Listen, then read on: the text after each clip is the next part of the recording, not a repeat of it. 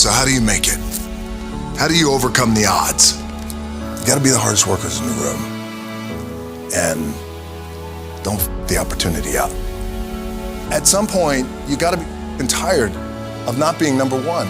You have to be, and you gotta play angry, and I play angry. Now, I'm cool and calm with my approach, and when I step out on my field, which is a set, or, you know, like, and you're always gonna have haters, and haters are like, well, damn man, how many movies you gonna make, or how many you gonna do? Like, you do a lot of, I say yes.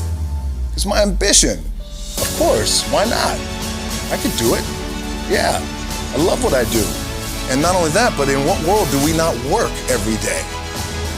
The prep is where the character is made.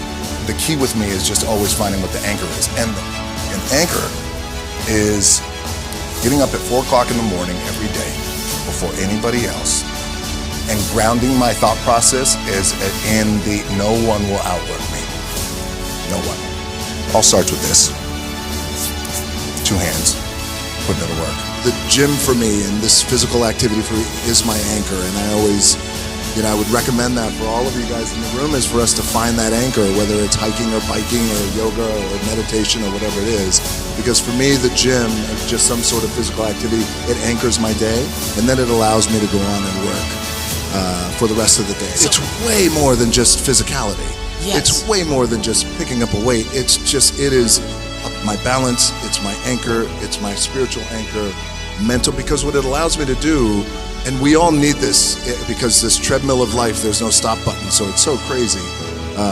It just allows me to block out the noise and clear my head, think about what I need to do or accomplish, or think about the things I need to accomplish without the influx of information and people trying to tug at me and pull at me. Absolutely. The thing that has worked for me is to remember the hard times. So before anything big that would happen, I would always take a moment and I'd just remind myself, all right, I was evicted when I was 14. We were kicked off the island. We couldn't live in Hawaii. Had no place to live. A lot of shit happened. Then when I moved to Nashville, I was arrested multiple times by the time I was 16 years old. Like, I remember that if I were playing on this team.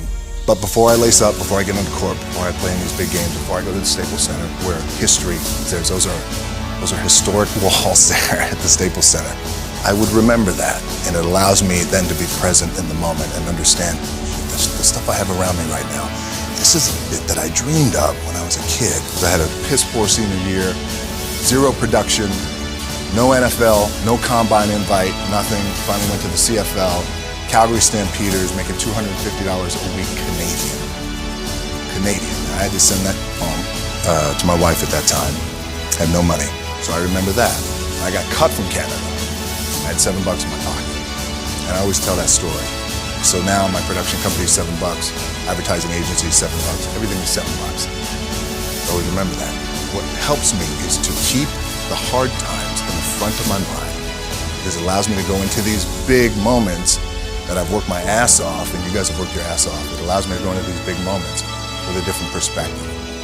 What it also does for me, and again, this is what works for me. I keep my back is up against this one. Every day, it's against this wall. But it's up against this because it's what I believe in. And when my back is against this, then there's nowhere to go but that way. And I gotta go that way.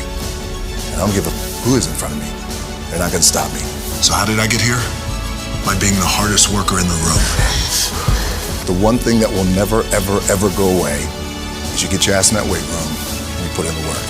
That's gonna happen when you're 30, 40, 50, 60, 70. That never goes away. You either say, I'm done, or this, whatever the is going on, is temporary, and it may me up at some point down the road. But I'm not gonna let this opportunity go by without giving it my all.